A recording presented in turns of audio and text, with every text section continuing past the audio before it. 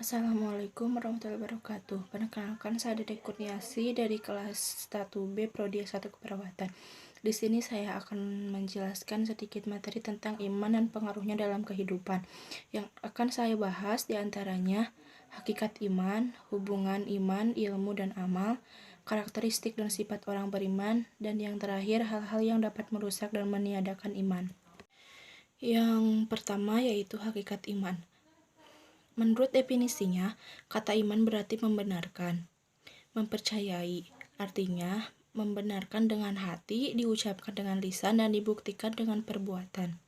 Dasarnya adalah hadis riwayat Ibnu Majah dari Ali radhiyallahu anhu bahwa iman itu ma'rifat di hati, pengakuan dengan lisan, dan pekerjaan dengan anggota tubuh.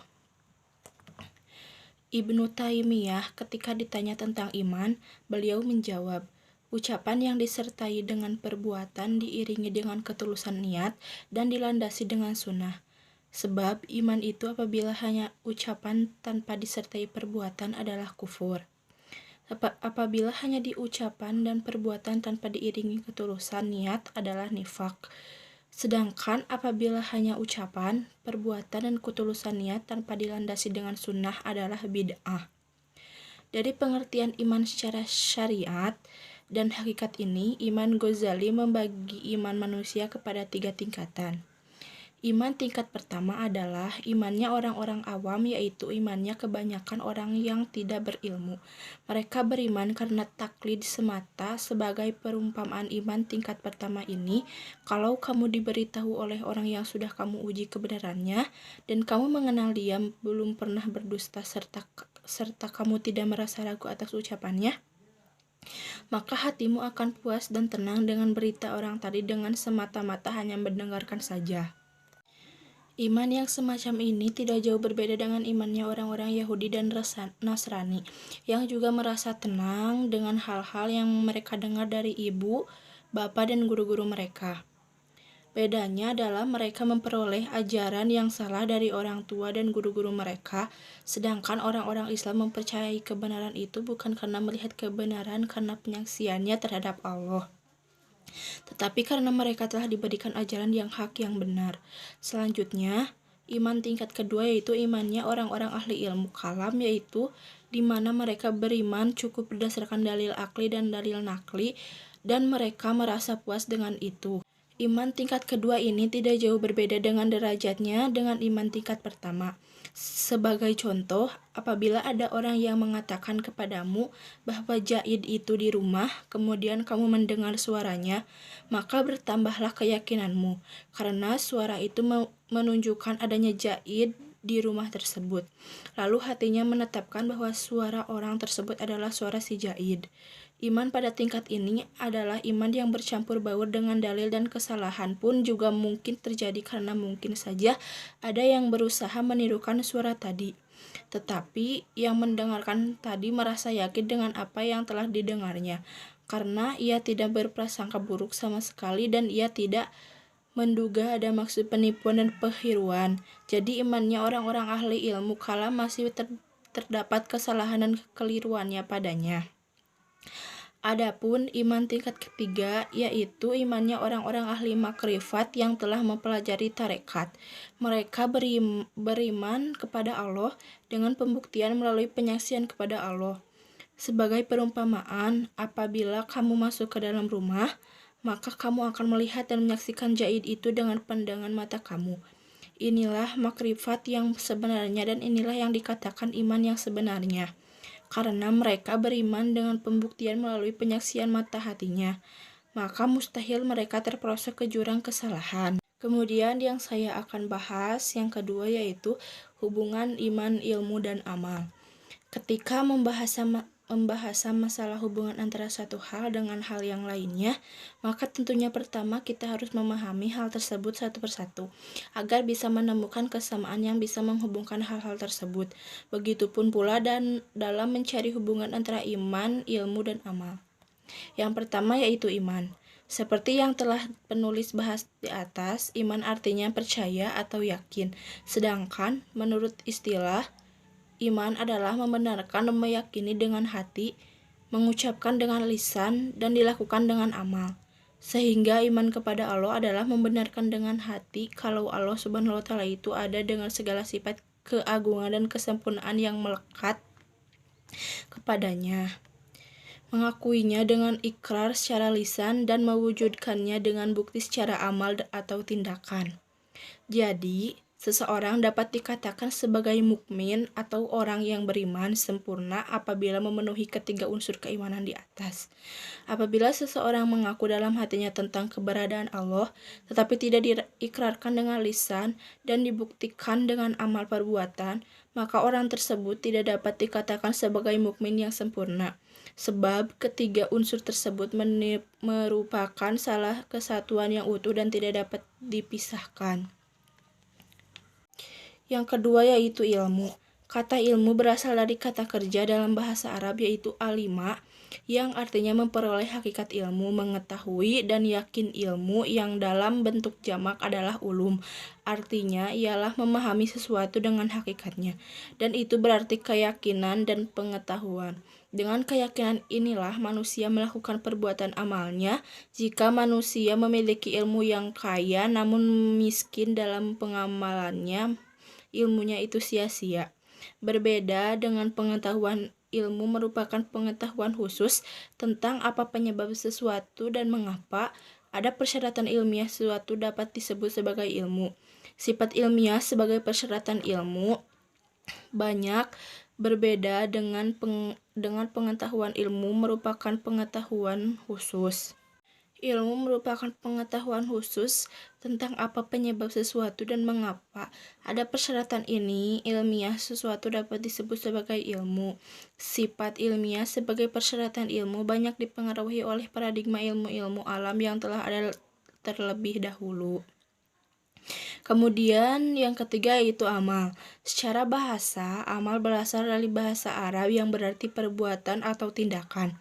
Sedangkan soleh berarti yang baik atau yang patut. Menurut Islam, amal soleh adalah perbuatan baik yang memberikan manfaat kepada pelakunya di dunia dan balasan pada di akhirat. Pengertian amal dalam Islam adalah setiap amal soleh atau setiap tindakan kebajikan yang diridhoi Allah Subhanahu wa Ta'ala. Dengan demikian, amal dalam Islam tidak hanya terbatas pada ibadah seperti sholat dan puasa semata. Mulai dari berdagang, belajar bahwa berpolitik merupakan tindakan amal selama semua itu dijalankan selaras dengan ridho Allah Subhanahu wa Ta'ala. Islam memandang bahwa amal adalah manifestasi keimanan seseorang kepada Allah Subhanahu wa Ta'ala. Islam bukan sekedar keyakinan, melainkan amalan soleh menegaskan prinsip-prinsip keimanan dan serangkaian aturan-aturan Allah Dari penjelasan di atas mengenai iman, ilmu, dan amal, dapat ditarik benang merah yang bisa menghubungkan mereka, sehingga bisa membuktikan kalau iman, ilmu, dan amal merupakan tiga kesatuan yang utuh yang tidak bisa dipisahkan satu sama lainnya.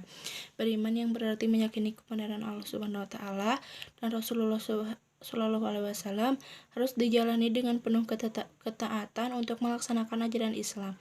Untuk menjalankan ajaran Islam terlebih dahulu kita perlu memahami ajaran Islam tersebut dengan benar, sehingga tidak menyimpang dari apa yang dikehendaki Allah dan Rasul-Nya. Sehingga kemudian muncul keterkaitan antara iman dan ilmu, yang dimana dengan adanya ilmu, iman kita akan lebih mantap. Dan dengan adanya iman, ilmu kita bisa lebih terkontrol dan tidak membuat kita menjadi orang yang sombong akan ilmu kita. Sama hal iman dan ilmu, iman dan amal juga memiliki keterkaitan yang erat, di mana amal merupakan wujud dari keimanan seorang yang dilakukan dengan penuh hati, sehingga orang yang beriman harus menjalankan amalan keislaman seperti sholat, puasa, haji, zakat, dan lainnya. Namun, untuk menjalankan amalan Islam, tentunya kita perlu ilmu tentang ajaran Islam tersebut, sehingga amalan yang kita lakukan akan berjalan sesuai dengan hukum yang telah ditetapkan Allah Subhanahu wa Ta'ala, dan akan menekan yang namanya bid'ah dalam ibadah. Selain itu juga, amalan yang dilandasi dengan ilmu akan lebih bernilai. Begitu pula sebaliknya, ketika ilmu itu diamalkan akan lebih bernilai kepada kita dan orang lain di sekitar kita. Kemudian poin ketiga yaitu karakteristik dan sifat orang beriman. Orang yang beriman kepada Allah Subhanahu wa taala memiliki ciri-ciri tersendiri. Sama halnya dengan rusa yang diburu tanduknya, gajah yang diincar gadingnya, serta badak yang diambil culanya. Tanpa tanda tersebut, maka hilanglah keindahan yang dimiliki oleh binatang tersebut. Begitu pula dengan manusia yang beriman. Dalam Al-Quran, surat Al-Anfal ayat 2 dijelaskan tanda-tanda orang yang beriman, yang artinya, sesungguhnya orang-orang yang beriman ialah mereka yang bila disebut nama Allah, gemetarlah hati mereka, dan apabila dibacakan ayat-ayatnya, bertambahlah iman mereka karenanya, dan hanya kepada Tuhanlah mereka bertawakal, yaitu orang-orang yang mendirikan sholat dan yang menafkahkan sebagian dari rezeki yang kami berikan kepada mereka. Dalam ayat di atas dikatakan bahwa ciri orang yang beriman ialah pertama, bergetar hatinya apabila disebut nama Allah. Bagaimana hati manusia bisa bergetar saat disebut nama Allah? Dalam hidup Allah hanya memberikan satu hati kepada manusia. Di hati itu terkumpul sejuta rasa. Apa yang mengambil tempat terbesar di hati, maka itulah yang membuat hati kita bergetar kepada hal tersebut.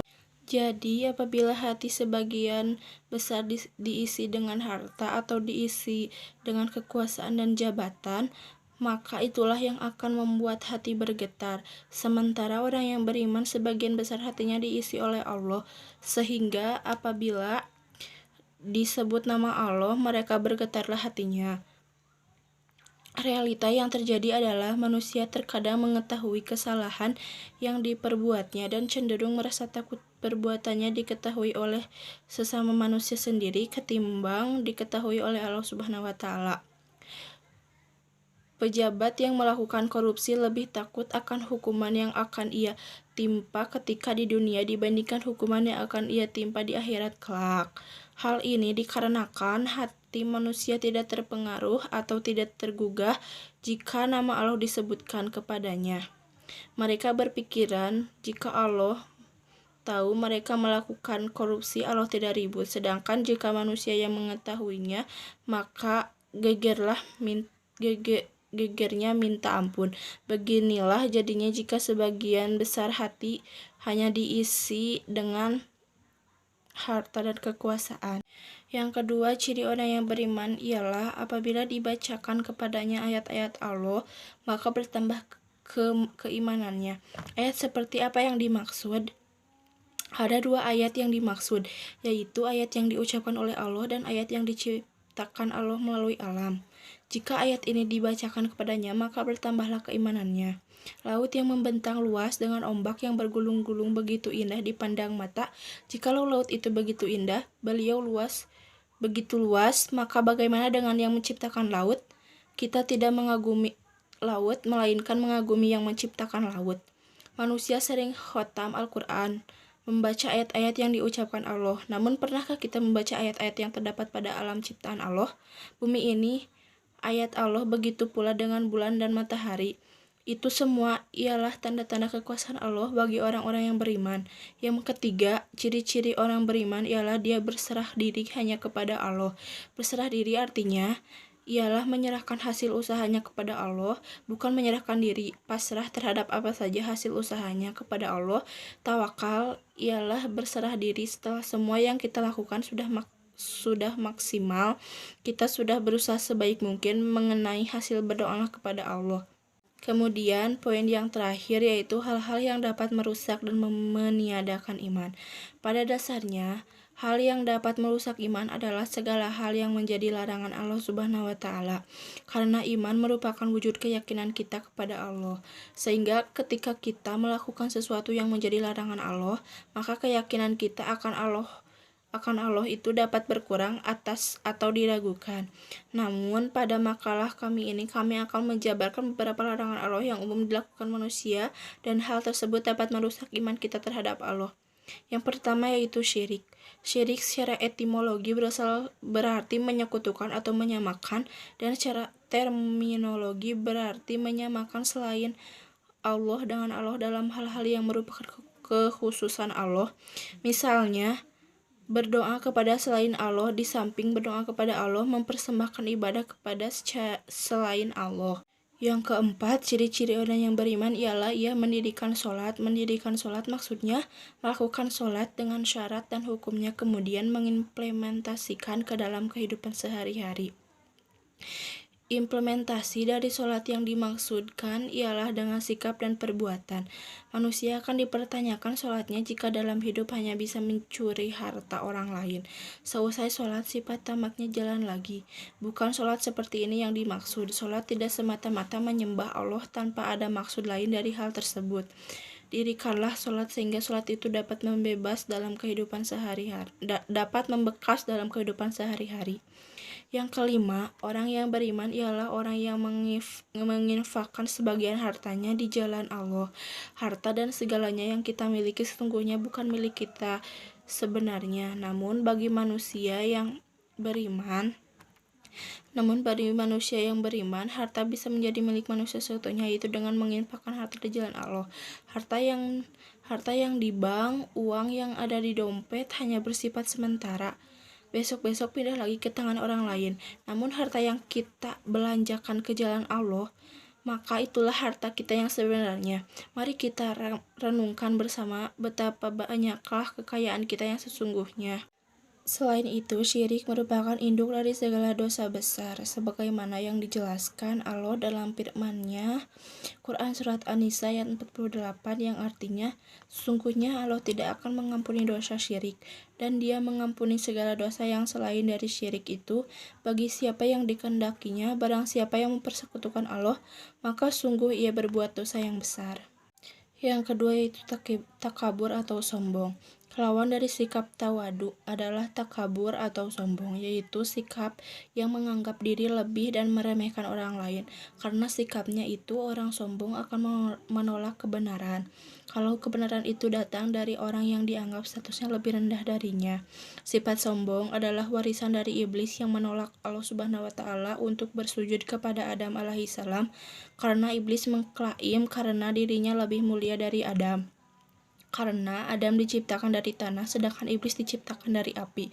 Sebagian firman Allah dalam Quran Surat Al-Baqarah ayat 34, yang artinya, dan ingatlah ketika kami berfirman kepada para malaikat, sujudlah kamu kepada Adam, maka sujudlah mereka kecuali iblis. Ia enggan dan takabur, dan adalah ia termasuk golongan orang-orang yang kafir. Karena kesombongannya itulah iblis dikutuk oleh Allah Subhanahu wa Ta'ala, dan karena kesombongannya itu pula dia tidak berniat untuk meminta ampun kepada Allah Subhanahu wa Ta'ala.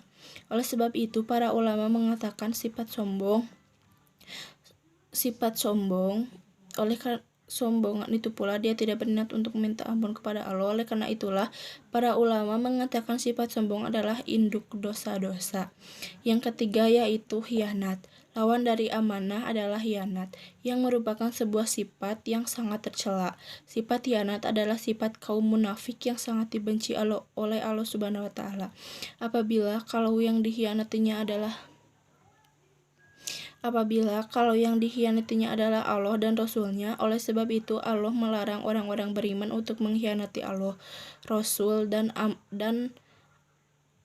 amanah mereka sendiri, sebagaimana firman-Nya dalam Quran Surat Al-Anfal ayat 27, yang artinya, hai orang-orang yang beriman, janganlah kamu mengkhianati Allah dan Rasul, dan juga janganlah kamu mengkhianati amanat-amanat yang dipercayakan kepadamu, sedang kamu mengetahui. Kemudian yang keempat yaitu berbohong. Sifat bohong adalah sifat yang tercela yang merupakan kebalikan dari sidik. Rasulullah Shallallahu Alaihi Wasallam menyatakan, mestinya mukmin tidak mungkin jadi pembohong. Rasulullah ditanya oleh para sahabat, apakah ada orang mukmin yang penakut? Nabi bersabda, ada. Beliau ditanya lagi, apakah ada orang mukmin yang kikir? Nabi menjawab, ada. Kemudian ditanya lagi, apakah ada orang mukmin yang pembohong? Nabi menjawab, tidak ada. Hadis riwayat Malik. Seorang mukmin harus menjauhi segala bentuk kebohongan, baik dalam bentuk pengkhianatan, mungkir janji, kesaksian palsu, fitnah, gunjing, atau bentuk-bentuk lainnya. Kemudian yang kelima itu jaza. Lawan dari sifat sabar adalah jaza, yang berarti gelisah, sedih, keluh kesah, cemas, dan putus asa. Sebagaimana dalam firman Allah dalam Quran surat Ibrahim ayat 21 dan Quran surat Al-Ma'rijat ayat 19-22, yang artinya sama saja bagi kita apakah kita mengeluh ataukah bersabar. Sekali-kali kita tidak mempunyai tempat untuk melarikan diri, dan sesungguhnya manusia diciptakan bersifat keluh kesah lagi kikir. Apabila ia ditimpa kesusahan, ia berkeluh kesah, dan apabila ia mendapatkan kebaikan, ia amat kikir. Ketidaksabaran dengan segala bentuknya adalah sifat yang tercela. Orang yang dianggapi sifat ini bila menghadapi hambatan, mengalami kegagalan, akan mudah goyah, berputus asa, dan mundur dari medan perjuangan. Jadi kesimpulannya yaitu dalam menjalani kehidupan di dunia yang fana ini, kita perlu menyadari akan sebuah kekuatan yang tidak akan pernah bisa kita kalahkan, yaitu kekuasaan Allah Subhanahu wa Ta'ala. Sehingga dalam kehidupan ini kita tidak bisa terlepas dari yang namanya Allah, yang merupakan hal mutlak dalam hidup kita. Namun hal ini tidak akan bisa disadari oleh orang-orang yang tidak percaya atau tidak yakin akan Allah, yang kemudian kita sebut sebagai orang yang tidak beriman. Orang yang beriman adalah orang yang percaya dan yakin akan Allah Subhanahu wa Ta'ala, baik yakin akan kebenaran Allah, akan ajaran Allah, maupun yakin akan wahyu yang diturunkannya. Namun keyakinan kita atau iman kita tentunya tidak hanya diyakini dengan hati, namun juga diikrarkan dengan lisan dan wujudnya dengan tindakan amal soleh, sehingga keimanan itu tidak menjadi hal yang tinggal di hati semata. Untuk mewujudkan keimanan, kita perlu yang namanya ilmu dan amal, yang kemudian mengikat iman, ilmu, dan amal dalam satu kesatuan yang utuh, yang dimana untuk menjalani keimanan dalam bentuk ajaran Islam, kita butuh ilmu akan ajaran tersebut, yang kemudian kita wujudkan dalam bentuk amal soleh dalam kehidupan kita.